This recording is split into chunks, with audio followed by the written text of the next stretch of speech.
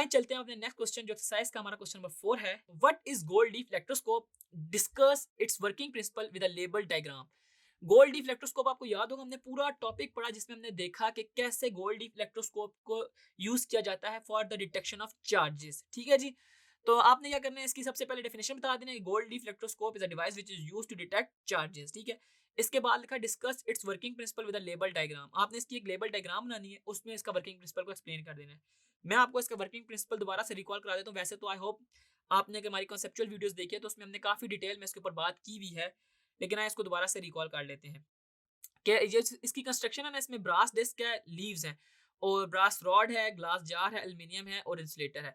जब भी हम कोई चार्ज बॉडी इसके नजदीक लेके आते हैं ना, तो ये ना इसके लीव डाइवर्ज या कन्वर्ज करते हैं और वो हमारे पास ना उसका वर्किंग प्रिंसिपल होता है, जिसकी बेसिस पे ना गोल्ड लीफ इलेक्ट्रोस्कोप ना या तो डिटेक्ट कर रहा होता है, या तो उसके अंदर चार्जिंग हो रही होती है, या फिर उसके अंदर हम डिफरेंशिएट कर पा रहे होते हैं कंडक्टर और इंसुलेटर को।